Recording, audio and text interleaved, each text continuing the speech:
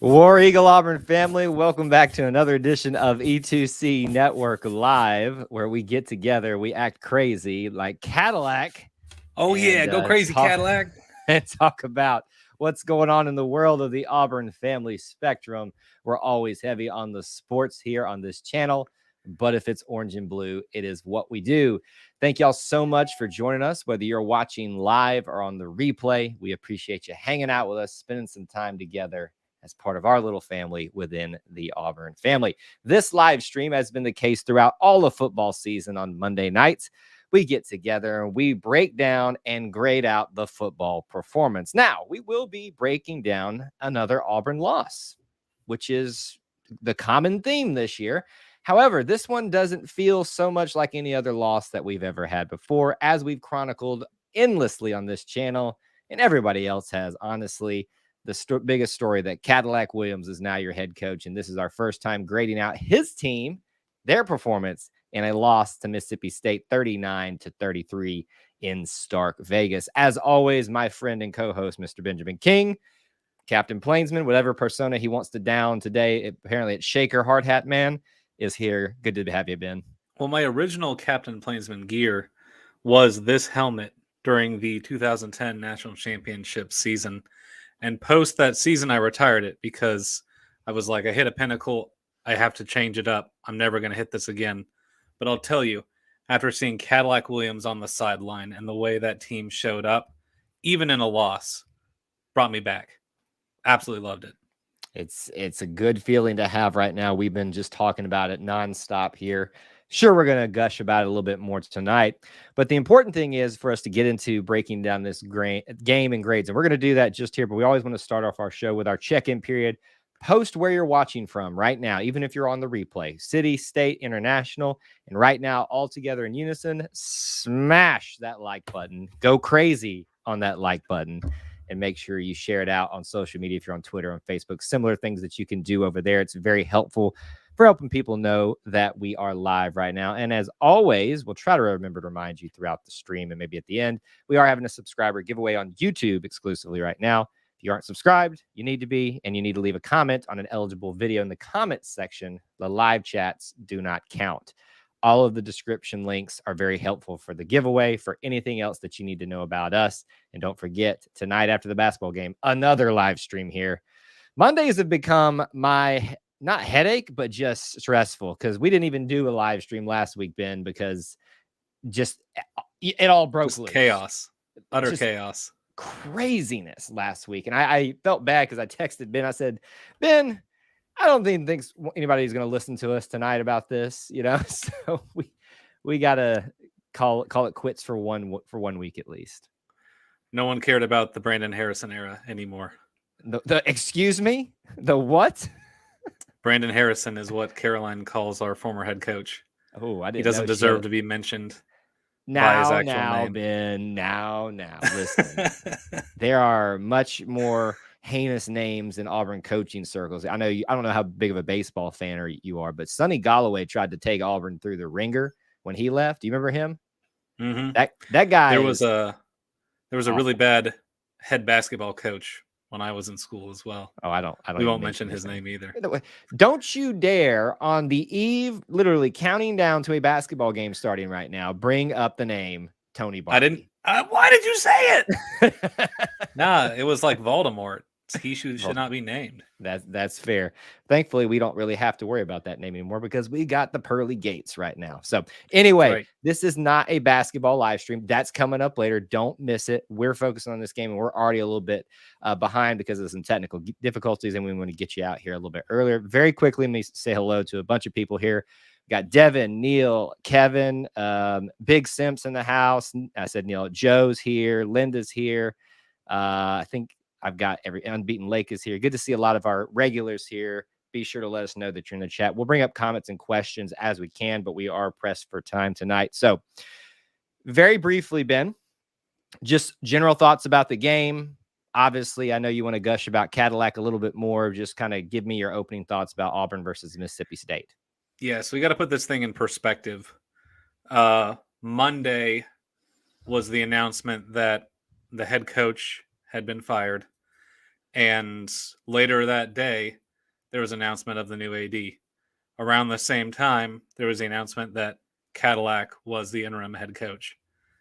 And so Caddy had to go from being a position coach to taking on the mantle of head coach in a matter of hours, and then prepping for a football game that was coming up in a matter of days. Mm-hmm. So the fact that that org, and we cut a lot of position coaches as well.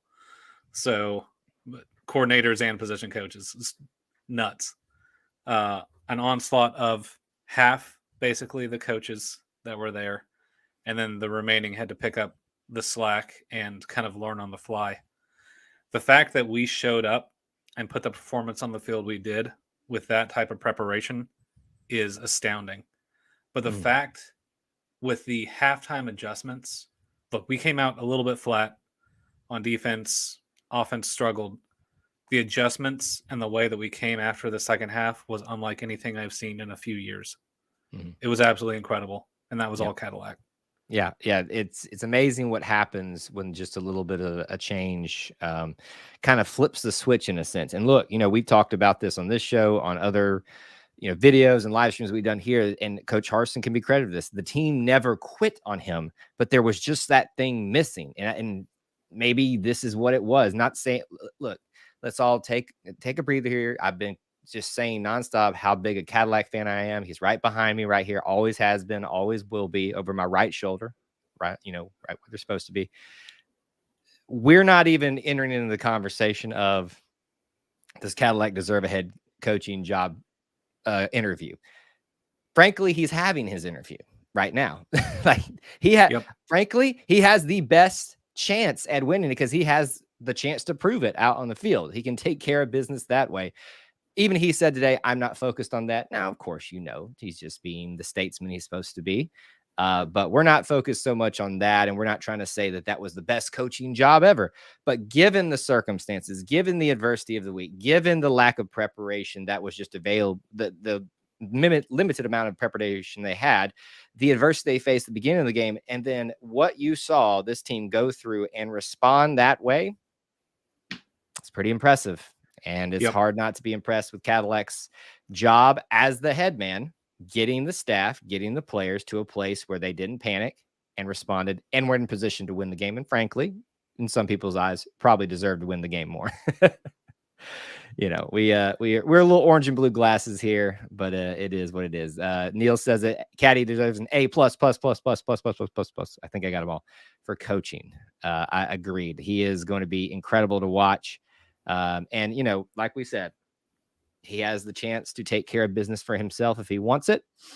We'll tackle that in some more detail. So we are already at 7:15 currently. Let's dive into this game a little bit in detail about the offense. We'll start there. And it's going to be tough, I think, throughout the entire stream here to adequately grade everything because there's a tale of two tales here, a tale of two halves to take into consideration here. So we'll start with quarterback. Let's look right there at Robbie Ashford. There were rumors that he was not going to start. They even kind of some people started talking about it on a live stream here last week. And I was like, I don't know. I think that doesn't sound right to me. Who would play? Holden Gerner was going to be the starter. Like there was some discussion apparently that he might have been hurt. I don't know where that started or came from. I really wasn't buying into it at the time. But Robbie got the opportunity to go out there and show why he is, the starting quarterback. And I would say it was not the best performance, again, when you consider what you normally think of as a quarterback in terms of being multifaceted. You want to have a pretty decent throwing game. It's really not there for him. But again, he's known for his legs, and you can't discredit that from his game as well. So your overall impressions of Robbie, his performance, things that stuck out to you? Yeah, early on it was tough, but the way that he used his legs in the dual threat methodology, I think has to be taken into account here.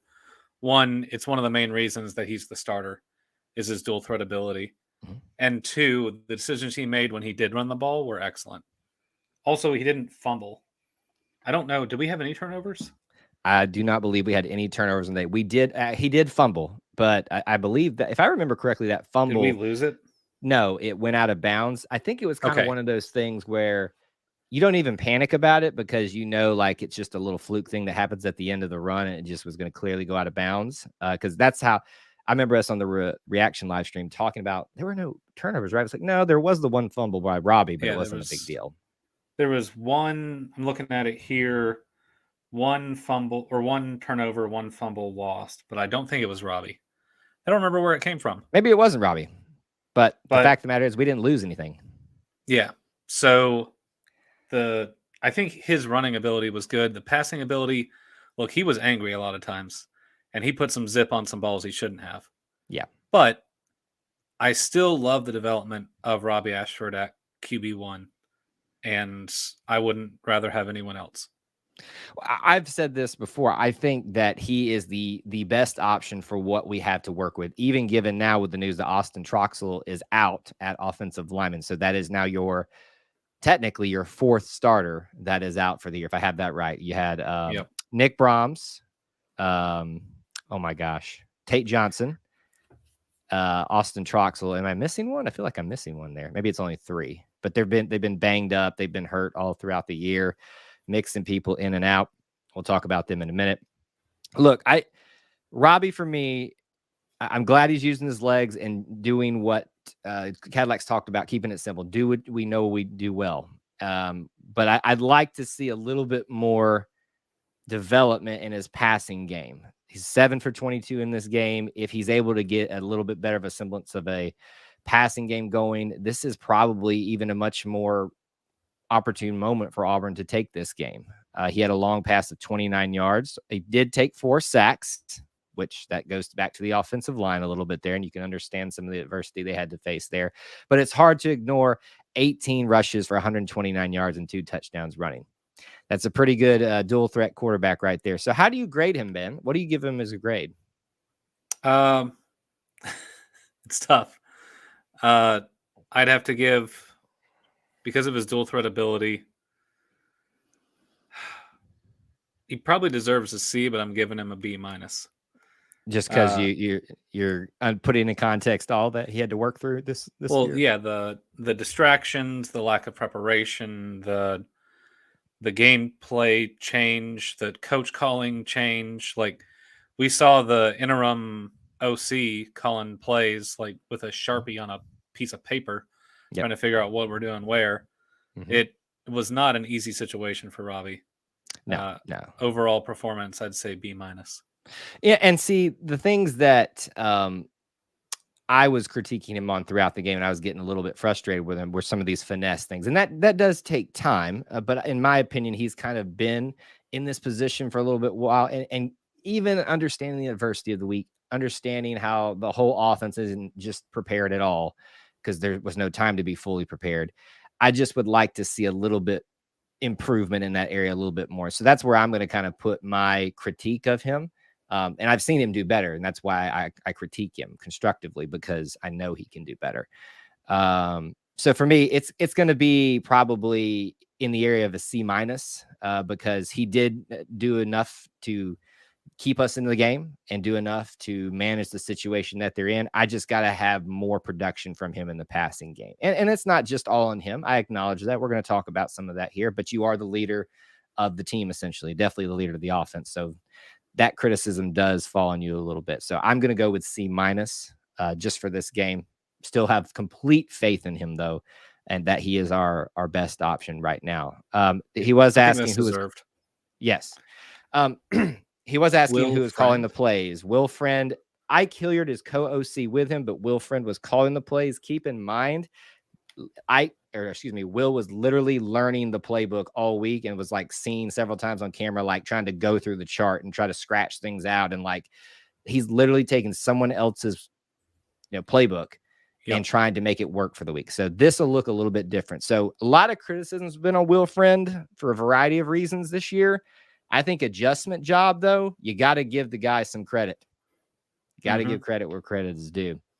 So that's kind of where we stand on Robbie. Let's since we're talking about Will Friend, let's talk about the offensive line. Not a great start. I feel like all 4 of the sacks were in the first half. Just Ole the entire time. 4 sacks. The rushing game was not getting going at all in the first half, but it was almost like the light bulb went off in the second half. They all came out of that locker room looking and feeling a little bit different. The energy was continuing to build for them. They did lose, as we talked about, Austin Troxel. But when did that happen, Ben? Was that like the end of the third quarter, something like that? Do you remember? It was in the second half. I don't remember exactly when. Yeah. It was several minutes, if not a full quarter, into us kind of having that upswing and things getting figured out, adjustments being made. So it's not simply the fact, I think some people will look at that and say, oh, well, look what happened when Austin Troxel got out. No, that's not necessarily the case. He was part of that upswing, and it's just another problem that they're having to work through right now. So again, this is really difficult for me to grade the offensive line because you've got a first half that looks terrible, and you've got a second half that looked very serviceable. The running game alone just speaks for itself. So what do you think about offensive line play? How would you grade them? I mean, they're basically dismantled at this point. My favorite plays were when Robbie left the pocket and ran around. Mm-hmm. So, and that was because the offensive line couldn't block anyone. Mm-hmm. We saw some incredible ability from our running backs when they got outside. I mean, it's tough. The offensive line, they haven't had an easy task at all this year. Down a lot of players. Probably get a D. Yeah. I'm probably going to put them more in the realm of a D plus because they did get that going, but there's very little support that's coming for Robbie in terms of protecting him. 4 sacks. We've already talked about that. And some of that is, again, when we talk about these things, we acknowledge this, the good and the bad. It's a team sport. We acknowledge that everybody kind of has a hand in it, but we're assessing the offensive line right here. But honestly, Ben, I'm getting to the point where it's hard for me even to criticize them at this point because they're so just hurting for depth. They've lost 2 starting centers. Granted, Brandon Council has done a wonderful job, I feel like, moving over to center because we haven't seen a drop-off and probably a little bit of an improvement in that area, which is strange to think about. Why wasn't he starting there all along? Probably the answer is we needed his help in other areas because seems to be our most solid guy, in my opinion. So keeping all that in mind, I think D- is fair. They probably could get into the realm of a C- if we had maybe won the game. I might be feeling a little bit more generous about it. Yeah. But it is what it is. Speaking of running the ball, we've talked about it a little bit already. Let's talk about it. Not dismissing Robbie from this game, but we've kind of already assessed him with that. Your runners for the day. Tank Bigsby just too shy of 100 yards on 13 carries for, that was his total gain. He had a net of 89. The way this stat sheet I have is a little backwards. I don't know why they don't flip-flop that. It's really interesting. He had a long, beautiful run of 41 yards, which gives him an average of 6.8 per carry. Let me give you some more stats, and then you can just kind of comment on what you saw out of those guys. Jarquez Hunter, 12 carries for 54 yards, a long of 11, 4.5 per carry. We've talked about Robbie and his big day running the ball with his 2 rushing touchdowns. Demario Alston only got 1 carry, but it was a nice carry of 7 yards. We even utilized Javaris Johnson, Zaylen Warsham, the 2 wide receivers, and the running game kind of spreading things out as well. So when you look at all of that, what sticks out to you in the rushing attack this week? Look, when your head coach is a former running back at Auburn University, you get the running game going, baby. 256 yards on the ground. Robbie getting out there in space, making plays. Tank having that massive 41-yard run, 4 touchdowns on the ground. Absolutely loved it. Yeah, it's really weird. You'd love to think it wasn't as simple as just putting the running back coach as the head coach to make this feel different. And for a while, admittedly, in that first half, I was like, here we go again, getting hit at the line. Nothing's going to break loose. But as now I'm even kind of feeling bad for giving the defensive line that D plus because you've got to give them some credit. Even though we were running the ball outside of them, they still made the blocks to help them get out there outside of the tackles. And a Now, lot of it's too. Go ahead. I the think you may be tight going where. ends, Yes, thank the you. tight ends made the difference there, And we and that can was kind of beautiful. evaluate them. Yeah. Mm-hmm. We used, I think, Luke Deal, Tyler Fromm, and John Samuel Shanker all in a couple of times, it felt like. Yeah. When you see a tight end bunch and they all block, it was awesome. Yeah. So a lot of these things that we're seeing, you're kind of asking the question, why wasn't this done before? And it's easy to go there, and it's easy to start pointing fingers and stuff like that. But really, when you get down to it, it's for Cadillac, what he talked about today in the press conference, getting back to simple stuff and what we can do well. And then trying to, maybe if there's time, by the time we get to the Alabama game, implement some things that they would just like to do that are a little bit different, stuff like that. So when you give them a good foundation to work from, running backs, whoever, stuff they know they do well, it's amazing what can happen. Tank hitting that run, I about lost my mind, Ben. Mm-hmm. I did a couple laps. I don't know if you did a few of them, but I did. Oh, it was that. It was anytime we were getting ready to go for like a second and short or third and short, I was like, run, Robbie, run, Robbie. And then we ran him. I was like, yeah. Oh, it So was so beautiful when he I busted the three of that. I couldn't believe it. I was like, this isn't real. This isn't real.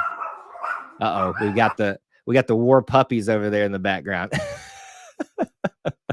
I haven't been so excited for a game as I was for this one to see Caddy's first performance. And then he delivered. And I just absolutely loved that. It was really, really good. So how would you grade the running backs in this one? We got a B+ from Thomas. I won't give them a B+. They still have to deal with the offensive line that we have right now. Yeah. I loved the performance. At times, when it comes to catching the ball was tough. Yep. Tank dropped 3 passes. But running the ball, just strictly running it, I thought we did an excellent job with what we were given. Yeah, I think I loved the turnaround. Yeah, I think the one thing you brought up that I would have as a critique is the dropped balls by the running backs, namely Tank sometimes, but there are some passes. We've already talked about Robbie and kind of some deficiencies had with accuracy or putting too much zip on the ball or floating the ball in this game. The old rule is, though, if you get your hands on it, it's your job to make the catch. Doesn't mean it sets you up for success after the catch, but it is your job to make the catch. So I have to knock them a little bit for that. I didn't see a lot of other things to be upset with, though. So for that reason, they can't get an A+, but I'm going to give them an A, because if it wasn't for the running game, we are not in this football game. We weren't in the lead at one point. And that's just not Tank Bigsby. That's Robbie. That's Jarquez. That's the variety of things we seem to have done, especially in the second half in the running game. Credit to Will Friend for making those adjustments, and maybe Ike as well, who, since he's co-OC, even though he's not calling the plays, I'm sure he had some input into that. I think they get an A. And that's the first time I think in a long time I give them like a definitive. I'm just kind of giving it out of pity. No, I think outside of just dropping a few balls, I'm good with it. And maybe just because I was so happy about that Tank run, because it was just, when he rounded that corner, Ben, I literally screamed Ontario McCaleb LSU game, because it just seemed like he came just around and just all of a sudden popped out. The other thing too, I think this is true, and I think I tweeted it out during the game. He passed Ontario McCaleb for officially being 10th on the all-time rushing list at Auburn, Tank Bigsby. Oh, really? Wow. I believe so. I believe I've got that true. In fact, you know what? I bet I could confirm that in here in just a second. But in the meantime, let's talk about wide receivers. It's hard to talk about them in this game because there's not a lot to talk about. There's only 7 catches. The most targets went to Coy Moore. He only caught 3 of those for 23 yards. He had a long of 17. Javaris Johnson, as no surprise, got 3 targets, only caught 1 of them for that big bomb of 29 yards. Well, bomb comparatively for us. Camden Brown got 2 catches. Nice to see him continue to be involved in the game. And then Tank had that last catch. We also tried to hit Shed, Jay Fair, and Tyler Fromm. Not a stellar stats game for wide receivers, but your thoughts on what you saw from them? We got to get Robbie out in space to make passes, because we've trained him to stay in the pocket. And the pocket closes up real quick, and he's got to make split-second decisions, and he throws the ball too hard. Mm-hmm. This is not an offensive line that'll allow you to stay in the pocket, unfortunately. Yeah. And we'll have to retrain that next year because it won't be like this forever. Right. But I think if he could get out of the pocket more and wouldn't have to worry about all the pressure, the passing game would be a lot better. I agree. Here's what I'm going to say about our wide receivers. Despite their limited opportunities to catch the ball in this game, what Thomas is noting here, I agree with. I saw a lot of good blocking. Now, we're kind of counting some of the tight end blocking with this because there's such a unique facet. You know, we could do a whole grading of the tight ends, but most games there's not that big of an impact to really grade them outside of just saying, okay, we're going to count their catching and blocking out there with the wide receivers and maybe some of their blocking with the run game and the offensive line.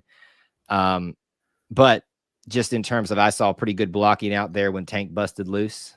And, you know, it's just nice to continue to see Camden Brown be valued because he could be the future of this wide receiver core. It's not, it's a big old boy out there. A nice big target for Robbie. Yeah. And I can't necessarily blame the drops on the wide receivers in this game. Mm-hmm. A lot of those bullets, I couldn't catch those. I don't know who could catch those. No offense to Robbie. He was under a lot of duress. Yep. But besides the stuff that went to Tank, which was kind of a like just toss over to him, anything downfield was like you catch it or you burn your hands. Or you burn your hands while you're catching it, you know. Yeah, that too. all in one there. So how do you grade them? I'd say overall, you know, when it's tough when you have overall a 33% completion percentage based on targets. But I still have to say that, you know, they did their job. I don't want to take away too much from them. You know what? I gave Robbie a B-. I'll give them a B-. I'm just going to give them a B because there were a few drops, some, you know, opportunities missed, maybe even though they weren't given the multiple options that they might normally get. But some good blocking on the outside. I just can't find enough opportunities that they were given to give them too much fault right now. So overall, how would you grade this offense out when you look at it, even counting in first and second half? So overall, I think the offense gets a C. It's a passing grade, but as far as my excitement with the way that we went in at halftime and made adjustments and came out ready to fight, this was a second half unlike anything I've seen in years from Auburn. So we're trending upward, baby. Trending up. You're doing the Gus Malzahn thing. Where are we going? Woo. That type of thing. I'm doing the caddy thing. We're going up. Going up. We're not gonna quit. We're gonna fight. No quit. He said, I love that quote from him. We're either gonna what is I'm gonna butcher it if I say it. We're either gonna quit or keep going, and this team ain't gonna quit. Something like that. He did it such a much better job. Yeah, we're either gonna keep fighting or gonna quit. It was a great halftime interview because at first Caddy was like, "Oh shoot, I have to have an answer here." Then he stepped back and he like went to his roots and he was like, "Yeah." He's definitely had to really think about his answers this time around, and it's really funny because I can tell he wants to say more, and he has to be the statesman, and I appreciate that about a guy who wants to keep his genuineness, but also understands what he's capable, what he's responsible for right now. Yep. All right, we're gonna do defense here. One question. Yeah, listen, we may be focusing on our team here, but we are definitely celebrating watching UAT struggle mightily. 2-point conversion to an LSU team we should have beaten. Yep. Listen, it is a beautiful thing when Alabama struggles and suffers, and we will celebrate it even if we don't actually. 2 more losses coming for the Tide. Maybe. Look out. Are you saying us? And Auburn. Oh, Ben, don't do this to yourself, Ben. It's coming, baby. Ben, full week of preparation. If it was in Jordan Hare, yes. I remember Cadillac Williams winning against the Crimson Tide in Bryant Denny. Well, listen, it's like the same answer that I will give to you as I do to people asking, does Cadillac have a shot for head coach? My little Auburn heart wants that more than anything in the world, but I don't know that I see that happening. But we'll find out. And you can come back on the show and go, ha ha, look at that Mississippi State game. I called it. We've spent like what, $40 to $60 million on buyouts for coaches over the past decade. Let's hire someone that we like. Listen, I would love it. I would love it so much. I'm trying to keep my fandom in check is all I'm trying to say right now. All right. We are still a little bit limited on time. So let's go through defense very quickly here. Probably the brightest spot of this. Yes, we acknowledge what the offense was able to do in the second half. The defense got off to a little bit, I won't call it a slow start, but Mississippi State was doing what you expect Mississippi State to do. Will Rogers is a great quarterback for the air raid system and does a great job and seems to be a pretty quality individual too. I want to give him credit for that. So it kind of was going how you thought it was. Like they weren't killing us, but they were moving the ball down the field how you would expect them to and eventually getting there to score. But then it was almost like the initial shock, oh crap, this is the air raid, set in, and we settled in. And the commentators, which they don't, obviously give great commentary sometimes. I did love what they pointed out. Auburn was not defending traditionally how you should against the air raid, where you have more people back trying to cover the 1,000 receivers it seems like they have out there. And they just said, you know what? 4-man front. We're bringing 4 at you. Stop us. And they had a hard time doing that, so much so that Mike Leach took the chairs away from his offensive lineman. Did you see that video? Yep, that was hilarious. It was so funny. Listen, I do not want Mike Leach as my head coach. Absolutely not. But I love having him here. Same. It's Mississippi beautiful. State is a great place for him. It is almost the match made in heaven because Mississippi State probably will never do better. And he probably could, but it feels like a good fit. So I want him to have just enough success for they're happy with him and he's happy there. Yep. Agreed. All right. Defense wise, let's look at the defensive line, the edge position. What are our thoughts on that? So when we look at their rushing game, they are not known for rushing. However, Jacorius Marks did have a total of 7 runs for a net of 45, so 6.4, which is a pretty good rushing day for this type of offense. And there was one point, I think they were sitting at -17 with all the sacks they were giving up. Will Rogers had 5 sacks on the day. So when I look at the stats for us defending the rush, mainly counting that in for the defensive line, the edge positions there, they kind of did exactly what they were supposed to do. And then some, because we've got a lot of players here that did some really big things in terms of, sacks. Obviously we recovered some fumbles, 2 of them, I believe is what it was. Jeffrey Imba got his first strip sack, I believe is what it was. Just a lot of things to be really happy about when it comes to how the defensive line played. So what are your overall thoughts and what would be your grade? Yeah, so Mississippi State's net rushing was 13 yards on 18 carries. So I think that is pretty dang good. Right. I know they don't run a lot. Look, both Marks and Rogers had longs of 14 and 15 yards. So when you have the running back and their quarterback each get a 14 to 15 yard run and we still hold them to 13 yards net, that's pretty impressive.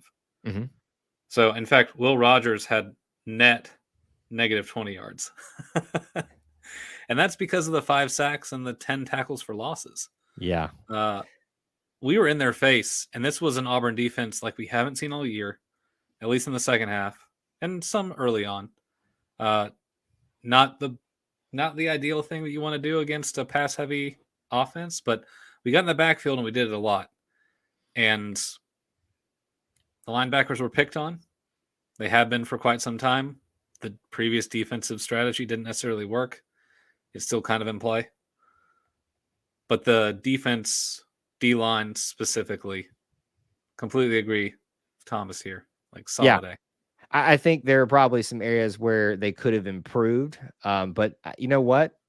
Just because it was such a big impact in this game, the turnover situation low, I'm giving them an Yep. A plus. I probably Forced should fumble. give them an A, but I'm going to give them an A plus. I think I they were mean, the biggest factor in this game. how about Derek Hall? Yeah, Just have a like, day. man, 8 tackles, 6 solo, 2 sacks, 3 tackles for loss, quarterback hurry and a forced fumble. Yep. My man.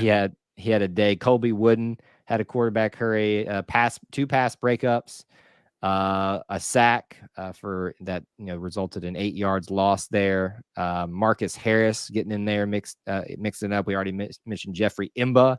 Feel like we're going to be mentioning his name a lot. So to me, they're the highest graded out group when we talk about that. Let's jump over to linebackers for a minute here. You already kind of touched on them a little bit. It's very easy to lose track of linebackers here just because of the style of defense we've been playing. But here's what I'm going to admit, Ben. I noticed the linebackers more than I have in a while in this game. I'm talking about Cam Riley. We haven't been able to mention his name a whole lot since his breakout game at the very start of the year with 13 solo tackles on the day, or I think it was 13 total.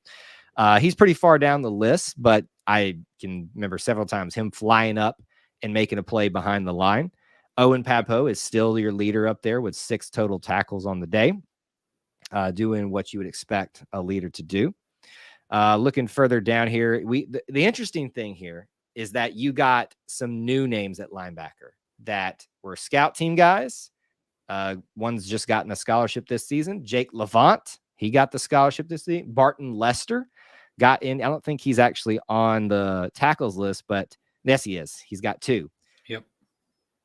The fact that it felt like rotating more guys in, especially at this position, kind of lit a fire under each of them. You knew the guys like Barton Lester, Jake Levant were going to be ready to play. They never get to, but it just gave Owen, Cam, Wesley that extra breather where they can just kind of collect themselves and I say, all right, we got to, get in there and do our job when we're back in there. So frankly, when I look at the linebackers, I didn't see a whole lot of great things like the defensive line, but I certainly did see a lot of things that I liked out of them. Any other thoughts on them? They got picked on a lot in the passing game. Yeah, they did. They're a weak spot when it comes to the secondary. Yeah. It was. It's what we've seen all year. I really miss the 4-3 defense, and I hope we bring it back. We started making a switch over from that even at the very end of the Gus Malzahn era, and I think we did a really good job of that when Kevin Steele was our defensive coordinator. He mixed it up. He did a multiple defense. I think Jeff Schmedding, frankly, there's a reason the guy stayed on as the only other Boise State guy. I think obviously you need to keep some unit together, but I think everybody that sees everything, has all the information, kind of saw what he brings to the table, and he can do a lot better than maybe he's been allowed to do at this point. Not saying that this is proof of that, but that this is a really good sign of maybe what Jeff brings to the table. Not saying he deserves to come back. I'm just assuming everybody's gone. Just frankly. Please just retain Caddy. Joe's back as a channel member. Thanks, Joe, for being a channel member again. Appreciate that, buddy. Just how do you grade out the linebackers? I give them a C. Give them a C. I should give them less. I'm going to give them a C plus. Yeah, they did get beat up a little bit in the past game, but just because I noticed them more making plays, that's to me what really is the biggest thing. Just the difference there is the tackle for loss by which one was it? Cam Riley. Mm-hmm. When we finally get the linebackers involved with stopping the run, you have to give them some props for that. That kept it from a D for me. Yep, absolutely. If we can get that extra little bit from them in these next 3 games, especially that Alabama game, it could be the difference because we know what this defensive line is capable of, and they continue to show that even on not their best days, they continue to show they are able to get some push and wreak some havoc behind the line. Defensive backs. Here's the crazy thing about this, Ben.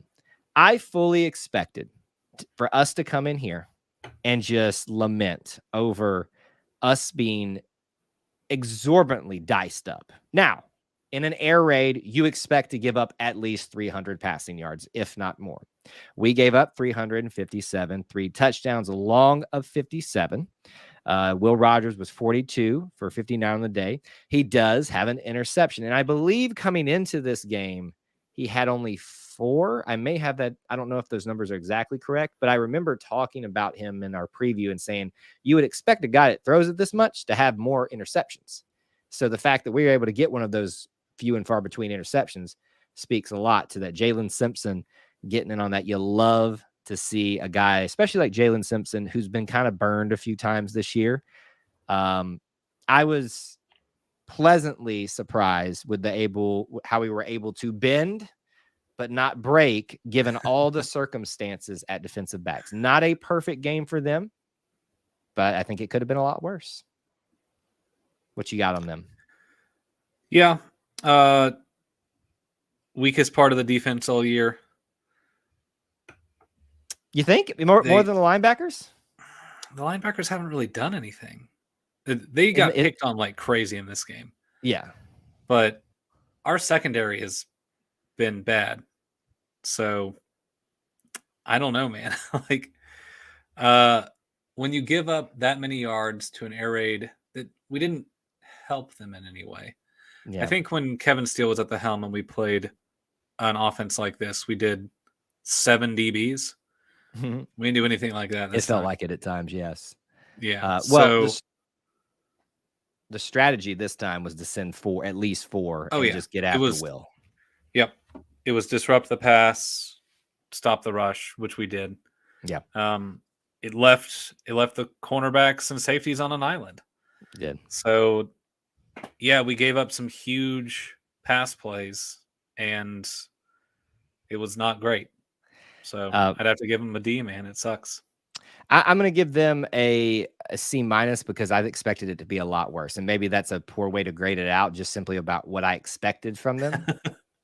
But frankly, that second half just changed my perspective of this team and what they're not necessarily what they're capable of, but given the circumstances, what they're capable of. If they can overcome what they overcame this week, who's this to say what the limit is for them for the rest of the 3 games with full, preparation? Yeah, let's have a scripted game plan in place. Let's have a full week of practice. Let's, there we go. Mm-hmm. I thought it was 7 DBs in the back. Something like that. Yeah. So, with this last bit of the defensive back discussion, what's your opinion on the PI, the pass interference during overtime? I know what Ben's going to say. Pass interference. Oh, wait. This is the pass interference that basically set them up for their touchdown. Yep. You don't call that then. Apparently you do. You got to turn your head around. And that's something that is on every defender. And if you don't turn your head around, even if it's uncatchable and it's thrown way out of bounds, it is technically pass interference. Yeah. Turn your head around. Keep your hand on them. That's fine. Mm-hmm. And if it was catchable in that situation, I would have been like, yes, good job making the pass interference there. It wasn't catchable. Well, they want you to get your head around for a few reasons. That shows that you're making an effort on the ball, not just the player when the ball's in the air. It also gives you an opportunity to look and see, oh, that's uncatchable. Maybe I don't need to finish through my hit here and maybe kind of slough off of him and not make a bigger impact and get that called. So it's a dual purpose for why you do this. So you can actually see the ball, but so you can actually make a decision, split-second decision to say, okay, this is going to be over the head. Maybe I don't hit the guy or make a bigger impact where it's easy for them to call that. It's frustrating. It sucks. Not surprising those type of mistakes are being made in a game like this with this type of context. But my statement about that, because a lot of people were just upset about that, especially in the reaction right live call. stream. I hated it. I hated it. We shouldn't have been in that situation. If we had not given up so many points at the beginning, been down like by 18 points, we would never have been in that. We can play the referee won or lost this game, and there have been some games where I will adamantly say that game was taken away by the refs. This was clearly a game where Auburn dug itself a hole, found a way out of the hole. Now, if you want to be angry at the refs, don't do the pass interference, do the trap ball. On a fourth down. Yeah. When they trapped it on a fourth down and they gave him the catch. Oh, yes. That was called on the field as a catch. It was great acting by the wide receiver. That's what you're supposed to do. It was 100% trap. Yeah. That one I looked on the replay a few times and I was like, I still think it's a trap. It's not a complete catch. But I don't know that angle is going to show it. He went down on the ball, grabbed it, and pulled it up.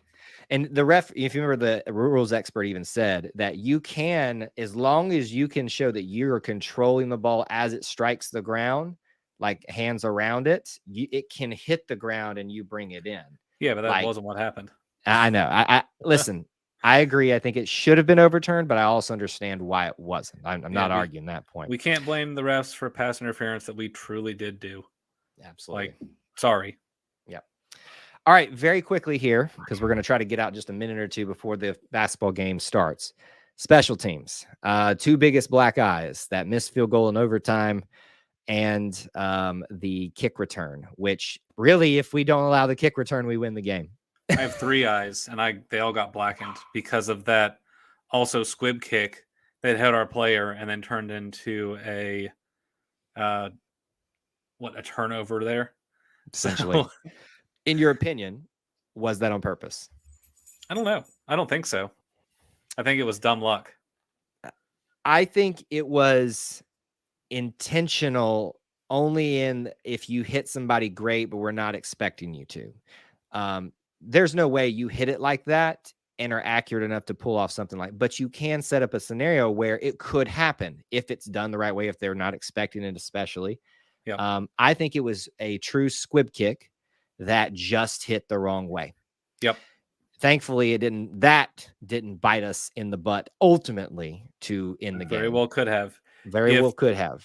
If they had not, with 9 seconds left, whatever it was, if they had just kicked the field goal then, or done like a run to the middle and taken a timeout type deal, then it would have. It very much well would have been the nail in the coffin.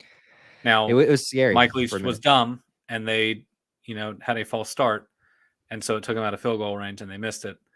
Something interesting there, which would have turned special teams around for me, is if Caddy would have remembered 2013 Iron Bowl and thrown someone back to return that missed field goal. That would have been amazing. I think we didn't do it. Yeah. I think Caddy had so much on his mind. He'll remember for next time. Caddy, I think he even admitted today in the press conference that he was kind of just overwhelmed at times. And you can understand why. It's your first time out there, never prepared for this before. And I think he was doing all he could to stay in there. Running down the sideline as fast as he did back in college, calling a timeout. Outrunning Zach Etheridge. Yep. All right. How do you grade him out real quick to end our show? Thomas, I have to disagree with you on this one. Special teams is an F here. Missing field goals, can't cover worth a crap, letting someone score a run back on us. The only bright shining light is the punt game. But you got to give him some credit.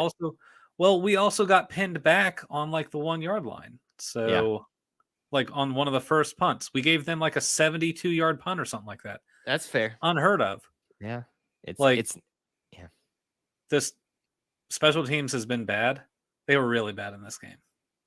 It was definitely not a strong point for us, but that is definitely an area where on a week where there's limited preparation, you understand kind of where that kind of slacks off a little bit. So hopefully that will be a complete change this next week. Listen, we are still excited about Coach Caddy being at the helm and seeing what he can do for his first time. And when I say this statement, it could have been worse. That's not me kind of being, oh, woe is us kind of thing and just relenting to the fact of what it was. I think Ben and I both agree here that we're truly shocked by some things that we saw. And even in our wildest dreams, given context, given circumstances, didn't think we'd see some good things that we did. You agree, Ben? I agree. We were so close to a win in a game that we should not have been even competitive in. After the preparation, the lack of time there, we could have set Caddy up for success if we had made a decision to do this 2 weeks prior. We did not do that. I'm very excited for this upcoming game because with a full week of preparation and that type of mentality that the Auburn team left on the field, yep, it's going to be a fun one this weekend. It's going to be a fun one. I agree. We'll be back next week. Real quick before we leave out of here, it is basketball time, folks. Don't forget, right after this, we got a post-game reaction stream, Auburn versus George Mason. All the memes, too. Get involved in that on social media. Would love to hear from some of y'all on the reaction live stream immediately after the game. Also, make sure you are subscribed so you can be part of our subscriber giveaway, and check out the links in the descriptions for things like the Booster Club. We got a brand new one today, Ann W. I don't know your last name because it was just Ann W on there. Thank you for joining up at the Booster Club. We'll give you a shout out on social media soon. Email forthcoming. New channel member in the stream as well today. Check all those links out. We appreciate you guys. Ben, I appreciate you being here, hanging out with me for the first ever review of Coach Cadillac. There we go. All right, sir. On the way out, smash that like button. War Eagle, folks. Enjoy the basketball game. It is officially begun now, folks, and we are so excited. Until we talk to you again, War Eagle.